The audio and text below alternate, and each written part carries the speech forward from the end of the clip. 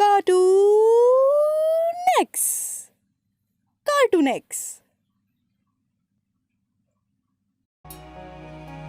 ರಾಮ್ ರತನ್ ಬಡಾಯಿಗೆ ಒಂದು ಕಾಲಿರ್ಲಿಲ್ಲ.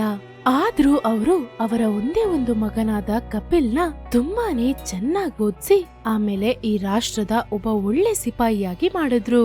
ಅವರ ಮಗ 4 ವರ್ಷಕ್ಕೆ ಮುಂಚೆನೆ ಸಿಪಾಯಿಯಾಗಿ ಸೇರ್ಕೋತಾರೆ. ಮಾರನೇ ವರ್ಷನೇ ಅವರಿಗೆ ಮದ್ವೆ ಆಗತ್ತೆ. ಆದ್ರೆ ಇವರಿಬ್ರು ಸಂತೋಷವಾಗಿರೋದು ಆ ದೇವ್ರಿಗೆ ಇಷ್ಟ ಆಗ್ಲಿಲ್ಲ. ಮಾರನೇ ದಿವಸ ರಾತ್ರಿನೇ ಅವರ ಮಗ ಕಪಿಲ್ ಈ ರಾಜ್ಯವನ್ನ ಕಾಪಾಡೋ ಒಂದು ಹೋರಾಟದಲ್ಲಿ ತೀರ್ ಹೋಗ್ತಾರೆ. ಆಮೇಲೆ ಇವತ್ತು ಅವರ ಶವವನ್ನು ರಾಮ್ ರತನ್ ರವರ ಮನೆಯ ಆಚೆ ಅವರ ಕಣ್ಮುಂದೆನೇ ಇಟ್ಟಿದ್ರು. ಈ ಸಿಪಾಯಿಯನ್ನು ಕೊನೆಯದಾಗಿ ನೋಡೋದಿಕ್ಕೆ ಆ ಹಳ್ಳಿಯಲ್ಲಿರೋ ಎಲ್ಲರೂ ಬಂದಿದ್ರು. ರಾಮ್ ರತನ್ ಸತ್ ಹೋಗಿರೋ ಅವರ ಮಗನ ಹೆಣವನ್ನು ನೋಡ್ಕೊಂಡೇ ಹೇಳ್ತಾರೆ, ನೀನು ನಿನ್ನ ಈ ಬಡ ಅಪ್ಪನ ಫ್ಲೈಟಲ್ಲಿ ಕರ್ಕೊಂಡು ಹೋಗ್ತೀನಿ ಅಂತ ಹೇಳಿದ್ಯಲ್ಲ ಮಗನೇ. ಚಿಕ್ಕ ವಯಸ್ಸಲ್ಲೇ ನನಗೆ ಮಾತು ಕೊಟ್ಟಿದ್ದೆ ಅಲ್ವಾ? ಏನಾಯ್ತು? ನೀನ್ ಕೊಟ್ಟ ಮಾತನ್ನ ಮರ್ತ್ಬಿಟ್ಟ ಸಿಪಾಯಿ. ಈ ತರ ಹೇಳ್ತಾ ಹೇಳ್ತಾ ರಾಮ್ ರತನ್ಗೆ ಹಳೆಯ ದಿವಸದ ನೆನಪುಗಳೆಲ್ಲ ಬರ್ತಿತ್ತು. ಸಾಕು, ಎತ್ತಿನ ಗಾಡಿಯಲ್ಲೂ ಟ್ರೈನಲ್ಲೂ ತುಂಬಾ ಸತಿ ಹೋಗಿದ್ದೀನಿ, ಆದ್ರೆ ಈ ಏರೋಪ್ಲೇನ್ ಅಲ್ಲಿ ಒಂದ್ಸತಿನೂ ಹೋಗಿಲ್ಲ. ಒಂದ್ಸತಿ ಏರೋಪ್ಲೇನಲ್ಲಿ ಹೋಗಕ್ಕೆ ತುಂಬಾ ಆಸೆ ಆಗ್ತಿದೆ. ಬಡೂರಿಗೆ ವಿಮಾನದಲ್ಲೆಲ್ಲ ಹೋಗಕ್ಕಾಗಲ್ಲ, ಎತ್ತಿನ ಗಾಡಿನೇ ಸರಿನಾ? ಫ್ಲೈಟ್ ಅಲ್ಲಿ ಹೋಗ್ಬೇಕಂದ್ರೆ ನೀವು ಶ್ರೀಮಂತರ ಕುಟುಂಬದಲ್ಲಿ ಹುಟ್ಟಿರ್ಬೇಕು. ಬಡವ್ರ ಮನೇಲಿ ಯಾಕೆ ಹುಟ್ಟಿದ್ರಿ? ಆದ್ರೆ ನೀನ್ ಹೇಳಿದ್ ಸರಿನೇ ಲಜವಂತಿ. ಬಡೂರು ಯಾವತ್ತು ನೆಲದಲ್ಲೇ ಓಡಾಡ್ಬೇಕನ್ಸುತ್ತೆ. ಆ ಆಕಾಶದಲ್ಲಿ ಹಾರೋ ಅರ್ಹತೆನೂ ಅವ್ರಿಗಿಲ್ಲ. ಜೋಬ್ಡಿಯಲ್ಲಿ ಇತ್ಕೊಂಡು ಅರಮನೆ ಸುಖಕ್ಕೆ ಆಸೆ ಪಡೋದು ತಪ್ಪೆ. ಅವರಪ್ಪ ಈ ತರ ಮಾತಾಡೋದನ್ ಕೇಳಿ ಕಪಿಲ್ಗೆ ತುಂಬಾನೇ ನೋವಾಗತ್ತೆ. ಆಮೇಲೆ ಅವರು ಮಧ್ಯದಲ್ಲಿ ಹೇಳ್ತಾರೆ, ಅಪ್ಪ ಚಿಂತೆ ಪಡಬೇಡಿ, ಬೇಕಾದ್ರೆ ನೋಡಿ, ನಾನು ಚೆನ್ನಾಗಿ ಓದಿ ಒಂದು ಒಳ್ಳೆ ಸಿಪಾಯಿ ಆದ್ಮೇಲೆ ನಿಮ್ಮಿಬ್ರನ್ನು ಏರೋಪ್ಲೇನಲ್ಲಿ ಕರ್ಕೊಂಡು ಹೋಗ್ತೀನಿ. ಪರವಾಗಿಲ್ಲ ಬಿಡು ಮಗನೇ, ನಿನಗೆ ಆವಾಗ ನನ್ನ ಜ್ಞಾಪಕ ಎಲ್ಲಿರುತ್ತೆ. ಅಪ್ಪ, ಇದು ನಾನು ನಿಮಗೆ ಕೊಡೋ ಮಾತು. ನಾನು ಸತ್ರು ಇದನ್ನ ನೆರವೇರಿಸ್ತೀನಪ್ಪ. ಸಾಯೋ ಮಾತು ಲಜ್ವಂತಿಗೆ ಸ್ವಲ್ಪನೂ ಇಷ್ಟ ಆಗ್ಲಿಲ್ಲ. ಆಮೇಲೆ ಅವರು ಕಪಿಲ್ನ ಬೈಕೊಂಡೇ ಹೇಳ್ತಾರೆ, ನೀನು ಈ ತರ ಮಾತಾಡೋ ಯಾವ ಅವಶ್ಯಕತೆನೂ ಇಲ್ಲ. ನೀನ್ ಸತ್ತು ನೆರವೇರ್ಸಕ್ಕೆ, ಅರ್ಥ ಆಯ್ತಾ? ನೀನು ನಮ್ ಕಣ್ಣೆದುರುಗಡೆನೇ ಇದ್ರೆ ನಾವು ಬಡವರಾಗಿಯೂ ಖುಷಿಯಾಗಿರ್ತೀವಿ. ಮತ್ತೆ ಯಾವಾಗ್ಲೂ ಈ ಸಾಯೋ ಮಾತುಗಳನ್ನ ಮಾತಾಡ್ಬೇಡ. ಆಮೇಲೆ ರಾಜ್ವಂತು ಲಜ್ವಂತಿ ಹೇಳಿದ್ದನ್ ಕೇಳಿ ತುಂಬಾನೇ ದುಃಖ ಪಟ್ಕೊಂಡು ಕಪಿಲ್ಗೆ ಹೇಳ್ತಾರೆ, ಮಗನೇ, ನೀನು ಸಾಯೋ ಮಾತೆಲ್ಲ ಮಾತಾಡಿದ್ರೆ ನನಗ್ ಪ್ರಾಣನೇ ಹೋದಂಗಿದೆ. ಈ ಜೀವನದಲ್ಲಿ ನನ್ಗಂತ ಇರೋದು ನೀನೊಬ್ನೇ ಮಗನೇ. ಆ ದೇವರು ನನ್ನ ಆಯುಸ್ಸು ನಿನಗೆ ಕೊಡ್ಲಿ. ಅಪ್ಪ, ನನ್ಗೇನು ಆಗಲ್ಲ, ಬೇಕಾದ್ರೆ ನೋಡಿ, ನಾನು ನಿಮ್ಮಿಬ್ರು ಕಣ್ಮುಂದೆನೆ ಯಾವಾಗ್ಲೂ ಇರ್ತೀನಿ. ಮಗನ ಶವದ ಮುಂದೆ ಈ ತರ ರಾಮ್ ರತನ್ ಸೈಲೆಂಟ್ ಆಗಿ ಕುತ್ಕೊಂಡಿರೋದನ್ನ ನೋಡಿ ಒಬ್ಬ ಸಿಪಾಯಿ ಮುಂದೆ ಬಂದು ಅವರ ಭುಜದ ಮೇಲೆ ಕೈ ಇಡ್ತಾರೆ. ಆವಾಗ ಅವರ ಕನಸು ಒಡೆದು ಹೋಗುತ್ತೆ. ಅಪ್ಪಾಜಿ, ಕಪಿಲಿನ ಬದುಕೇ ಇದ್ದಾನೆ, ಅವನು ಸತ್ತಿಲ್ಲ. ಅದರಿಂದ ಜಾಸ್ತಿ ಅಳ್ಬೇಡಿ, ಬದಲಾಗಿ ಅವನ ಕೆಲ್ಸಕ್ಕೆ ಹೆಮ್ಮೆ ಪಡಿ. ಈ ದೇಶಕ್ಕಾಗಿ ಸಾಯೋ ಹಣೆಬಾರ ಎಲ್ಲರಿಗೂ ಇರಲ್ಲ. ಹಾ, ನನ್ಗೆ ಅರ್ಥ ಆಯ್ತು. ಅವ್ರು ಹೇಳಿದ್ದನ್ನೆಲ್ಲ ಕೇಳಿ ರಾಮ್ ರತನ್ ಹಿಂದೆ ಹೋಗಿ ಕುತ್ಕೋತಾರೆ. ಆಮೇಲೆ ಅವ್ರ ಮಗನ ಶರೀರವನ್ನು ಎತ್ಕೊಂಡು ಹೋಗೋದನ್ನ ನೋಡ್ತಾರೆ. ಅದನ್ನ ನೋಡ್ತಾ ನೋಡ್ತಾ ಅವ್ರಿಗೆ ಸಹಿಸ್ಕೊಳಕ್ಕೆ ಆಗ್ಲಿಲ್ಲ. ಆದ್ರೂ ಅವರು ಮಾತಾಡದೆ ಮೌನವಾಗಿ ಕುತ್ಕೊಂಡಿದ್ರು. ಮದ್ವೆ ಮಾಡ್ಕೊಂಡ್ ಬಂದಿರೋ ಹುಡುಗಿ ಪರಿಸ್ಥಿತಿ ಏನು? ನೆನ್ನೆನೆ ಇಬ್ರಿಗೂ ಮದ್ವೆ ಆಯ್ತು, ಇವತ್ತು ಅವಳು ವಿಧವೆ ಆಗ್ಬಿಟ್ಲು.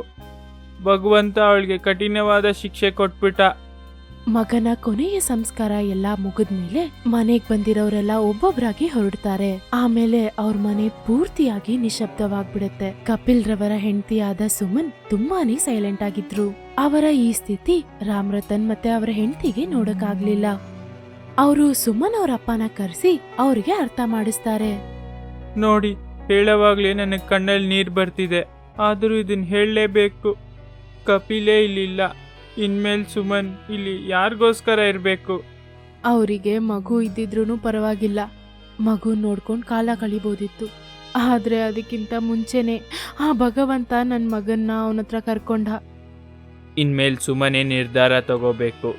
ನಾನು ಅವಳ ಹತ್ರ ಮಾತಾಡ್ತೀನಿ, ಅವಳೇನ್ ಇಷ್ಟಪಡ್ತಾಳೋ ಅದನ್ನೇ ಅವಳು ಮಾಡ್ಲಿ. ಸುಮನ್ ಅವರಪ್ಪ ಸುಮನ್ ಹತ್ರ ಇದ್ರ ಬಗ್ಗೆ ಮಾತಾಡೋವಾಗ ಅವರು ಅವರಪ್ಪ ಜೊತೆ ಅವ್ರ ಮನೆಗ್ ಹೋಗಕ್ಕೆ ನಿರಾಕರಿಸ್ಬಿಡ್ತಾರೆ. ಅಪ್ಪ, ಅವರ ವಯಸ್ಸಾದ ಅಪ್ಪ ಅಮ್ಮನ ಇಲ್ಲೇ ಬಿಟ್ಬಿಟ್ಟು ನಿಮ್ ಜೊತೆ ನಾನ್ ಬರಕ್ಕಾಗಲ್ಲ. ಒಂದ್ ಸೊಸೆ ಆಗಿ ನನ್ ಕರ್ತವ್ಯನ ನಾನ್ ಮಾಡ್ಬೇಕು. ವಯಸ್ಸಾದ ಅತ್ತೆ ಮಾವ ಜೊತೆ ಇದ್ಕೊಂಡು ನಾನ್ ಅವ್ರನ್ನ ನೋಡ್ಕೋತೀನಿ. ಹೀಗೆ ಒಂದ್ ಸ್ವಲ್ಪ ದಿವಸ ಕಳೆದು ಹೋಗುತ್ತೆ. ಆಮೇಲೆ ಕಪಿಲ್ ರವರ ಫ್ರೆಂಡ್ ಆದ ಒಬ್ಬ ಸಿಪಾಯಿ ಅವ್ರ ಮನೆಗೆ ಬರ್ತಾರೆ. ನಾನು ಕಪಿಲಿನ ಫ್ರೆಂಡ್. ನಾನು ಸಿಪಾಯಿನೇ. ಅವನು ಹೇಳಿರೋ ಮುಖ್ಯವಾದ ಕೆಲಸನ ಮಾಡಕ್ ಬಂದಿದ್ದೀನಿ. ಅದೇನ್ ಕೆಲ್ಸ? ಕಪಿಲಿನ ಆಸೆ ಏನಂದ್ರೆ ಅವ್ರ ಅಪ್ಪ ಅಮ್ಮನ ಒಂದ್ಸತಿ ಆದ್ರೂ ಏರೋಪ್ಲೇನಲ್ಲಿ ಕರ್ಕೊಂಡು ಹೋಗ್ಬೇಕು. ಅದಕ್ಕೆ ಅವನು ಜಮ್ಮು ಕಾಶ್ಮೀರ್ಗೆ 3 ಟಿಕೆಟ್ ಬುಕ್ ಮಾಡಿದ್ದಾನೆ. ನಾಳೆ ಜಮ್ಮು ಕಾಶ್ಮೀರಲ್ಲಿ ಎಲ್ಲಾ ಸೈನಿಕರಿಗೂ ಒಂದು ಸಮ್ಮೇಳನ ನಡೆಯುತ್ತದೆ. ನಿಮ್ಮನ್ನ ಈ ಸಮ್ಮೇಳನಕ್ಕೆ ಕರೆಯಕ್ಕೋಸ್ಕರನೇ ಅವನು ಈ ಟಿಕೆಟ್ ಬುಕ್ ಮಾಡಿದ್ದ. ಆದ್ರೆ ಇವಾಗ ಅವನೇ ಇಲ್ಲ. ಅದಕ್ಕೆ ನಾನ್ ಕರೆಯಕ್ ಬಂದಿದ್ದೀನಿ. ಕಪಿಲ್ ರವರ ಈ ಆಸೆನ ಕೇಳಿ ಸುಮನ್ಗೆ ತುಂಬಾನೇ ಅಳು ಬರುತ್ತೆ. ಆಮೇಲೆ ಅವರು ವಯಸ್ಸಾದ ಅವ್ರ ಅತ್ತೆ ಮಾವನ ನೋಡಿ ಹೇಳ್ತಾರೆ, ಅವರ ಈ ಆಸೆನ ನಾನ್ ನೆರವೇರಿಸ್ತೀನಿ. ಅವನ ಈ ಆಸೆ ನೆರವೇರಿಸಿದ್ರೆ ಅವನ ಆತ್ಮಕ್ಕೆ ಶಾಂತಿ ಸಿಗುತ್ತೆ. ಹಂಗೆ ಅವನು ಕೊಟ್ಟ ಮಾತು ನೆರವೇರಿಸ್ದಂಗ ಆಗುತ್ತೆ. ಅದು ಅವನ ಅಪ್ಪ ಕೊಟ್ಟಿರೋ ಮಾತು. ಅವನು ನಮ್ಮ ಹತ್ರ ಯಾವಾಗ್ಲೂ ಹೇಳ್ತಿದ್ದ ಅವನ ಅಪ್ಪನ ಏರೋಪ್ಲೇನಲ್ಲಿ ಕರ್ಕೊಂಡು ಹೋಗ್ಬೇಕು ಅಂತ. ಸುಮನ್ ಸಿಪಾಯಿ ಹತ್ರ ಆ ಟಿಕೆಟ್ನ ಇಸ್ಕೋತಾರೆ. ಆಮೇಲೆ ಅವರು, ಅವ್ರ ಅತ್ತೆ ಮತ್ತೆ ಅವ್ರ ಮಾವ 3 ಜನನು ಫ್ಲೈಟ್ ಅಲ್ಲಿ ಹೋಗ್ತಾರೆ. ಏನಪ್ಪ, ನಾನು ಹೇಳಿರೋ ಮಾತು ಜ್ಞಾಪಕಕ್ಕೆ ಬರ್ತಿದ್ಯಾ? ಏರೋಪ್ಲೇನಲ್ಲಿ ಹೋಗೋದು ಚೆನ್ನಾಗಿದ್ಯಾಪ್ಪ? ಕಪಿಲ್ ಈ ತರ ಹೇಳಿ ಅಲ್ಲಿಂದ ಮಾಯವಾಗ್ಬಿಡ್ತಾರೆ. ಆಮೇಲೆ ರಾಮ್ ರತನ್ ತಕ್ಷಣ ಅಳಕ್ ಶುರು ಮಾಡ್ಬಿಡ್ತಾರೆ. ಹಾ, ನೀನ್ ಕೊಟ್ಟ ಮಾತು ನೆರವೇರಿಸಿದ್ಯಾ. ಆದ್ರೆ ನೀನಿಲ್ದೆ ಖುಷಿ ಹೆಂಗಾಗುತ್ತಪ್ಪ? ಅದು ನಿನ್ ಜೊತೆನೆ ಹೋಯ್ತು. ಈ ತರ ಅವ್ರ ಜೀವಂತವಾಗಿರುವಾಗ ಅವ್ರ ಕೈಯಲ್ಲಿ ನೆರವೇರ್ಸಕ್ಕಾಗ್ದಿರೋ ಸತ್ಯನ ಕಪಿಲ್ ಸತ್ತ ಮೇಲೆ ನೆರವೇರಿಸ್ತಾರೆ.